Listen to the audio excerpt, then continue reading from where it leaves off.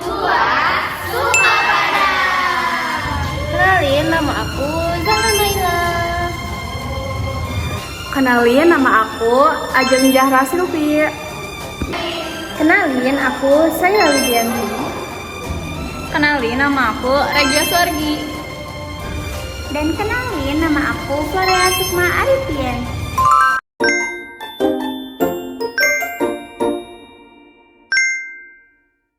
Selamat datang di Mesir Kuno. Hari ini kita akan menjelajahi bagaimana orang Mesir ribuan tahun lalu sudah pandai berhitung, bahkan punya cara unik untuk menulis pecahan. Wah, masa sih? Aku kira orang zaman dulu cuma tahu tambah-tambahan doang. Tidak salah, orang Mesir itu luar biasa. Mereka sudah punya sistem dalam desimal loh, bersegera 10. Kita sekarang, tapi bedanya mereka menggunakan sistem posisi. Betul, jadi kalau mau nulis 100, mereka pun nulisnya satu simbol 100, bukan angka 1 di 20. Dan kalau 1000 ya simbol lain lagi ditambah. Pasti repot juga ya. Tapi mereka butuh itu untuk hal penting kayak mengukur tanah setelah bagi sungainya, menghitung bahan bangunan, pajak, dan hasil panen mereka. Nah, dari mana kita tahu sumur ini? Dari papirus Rip dan papirus Moscow, dua naskah kuno berisi soal keangkatan mereka pada zaman dahulu. Papirus itu ditulis sekitar 1650 sebelum Masehi oleh seorang juru tulis bernama Ahmes. Isinya berisi soal tentang operasi itu, pecahan sampai menghitung luas dan memorinya. Wah, kayak buku latihan zaman dulu ya? Iya, tapi yang menarik itu cara mereka menulis pecahan. Mereka nggak pernah nulis pecahan biasa seperti 2/3 atau 3/4 secara langsung. Lalu terus gimana cara mereka nulis angka 2/3 itu? Nah, ini dia yang disebut dengan pecahan satuan atau pecahan mesin. Mereka hanya pakai pecahan yang dibilangin satu. Cuma satu. Jadi kalau nulis 2/3 atau 1/2 itu gimana? Jadi ini kan ya. Kalau sekarang kan zaman sekarang gitu ya, kalau mau nulis pecahan itu kan contohnya 2/3 kan kayak 2/3 kayak gini kan. Kalau dulu mah zaman Mesir kuno tuh menggunakan simbol kayak gini 2/3 tuh.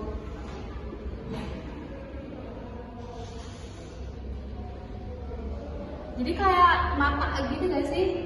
Jalannya kayak terus contoh lagi 1/2. Kalau zaman sekarang kan bisa kayak 1/2 gitu. Nah, kalau dulu mah zaman Mesir kuno kayak gini 1/2 tuh kayak huruf C tapi yang lebih panjang gitu. Gitu.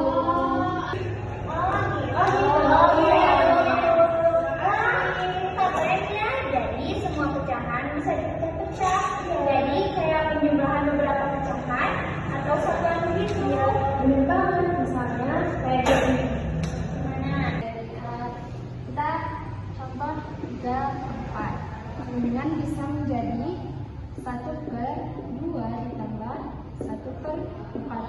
Jadi dari pecahan satuan ini bisa menjadi pecahan satuan-satuan dan ada penjumlahan juga. Terus ada juga contoh yang misalnya itu 4/5 sama dengan bisa menjadi penjumlahan jadi 1/2 ditambah 1/4 dan juga bisa ditambah 1/20 yang mana itu bisa menjadi hasil 4/5. Hebat juga, tapi kenapa mereka repot begitu? Kenapa nggak langsung tulis aja 2/3 atau 1/2? Karena mereka belum mengenal cara menulis pecahan seperti kita. Jadi mereka punya cara sendiri, cuma boleh pakai pecahan dengan pembilang 1.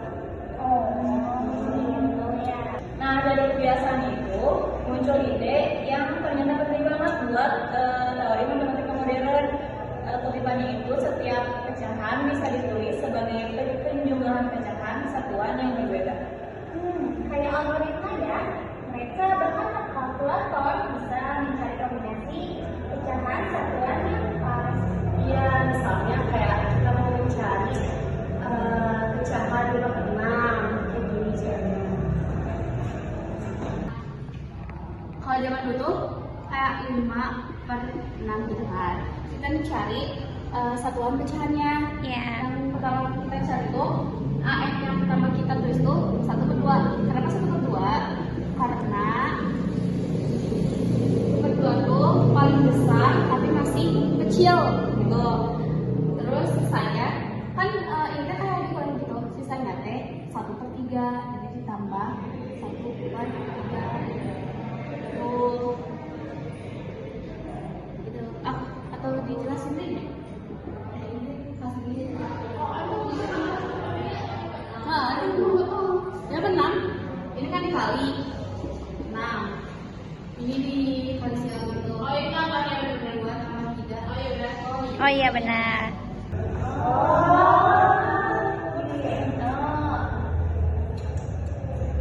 Berarti mereka memilih kayak matematika zaman sekarang dong. Kerennya aku jadi pengen kembali pengen jadi matematika. Tepat sekali, inilah awal mula dari bagaimana cara menulis dan memahami pecahan secara sistematis. Jadi pelajaran dari Mesir kuno bukan cuma soal piramida atau bumi, tapi juga tentang kecerdasan menghitung. Nah, mereka juga bisa menciptakan sistem yang rapi dan logis, bahkan sebelum Yunani mengenal matematika lama. Nah, dan kalian tahu gak sih kalau sampai sekarang tuh pecahan Mesir itu kayak masih dipelajari di film lama loh sampai di sekarang. Ya, sebenarnya dari pecahan sederhana, manusia berpikir belajar berpikir logis dan sistematis. Oh, ternyata pecahan itu bukan cuma angka di kertas, tapi juga bagian dari sejarah peradaban ya. Tebak sekali ya, Sarah. Jadi lain kali kalau belajar pecahan harus ingat kita sedang melanjutkan jejak para ilmuwan Mesir ribuan tahun yang lalu itu. Jadi sekarang kita udah ngerti ya. Ya, gitu. Jadi ternyata apa sih kayak si pecahan itu ada sejarahnya itu panjang banget ya. Iya, dari zaman Mesir gitu. Terus mereka kan pakai gambar gitu ya. Jadi kayak lebih harus effort gambar gitu ya. Kan kalau cuma mengangkat 3 doang. Ya udah, kita kayak ini pusing. Iya. Gitu. Orang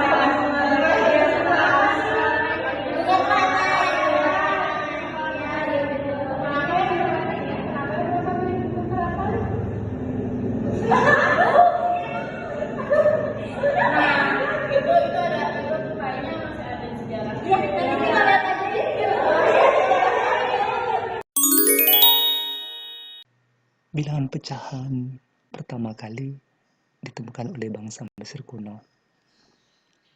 Pecahan yang ditemukan oleh bangsa Mesir kuno berbeda dengan bilangan pecahan yang kita gunakan saat ini.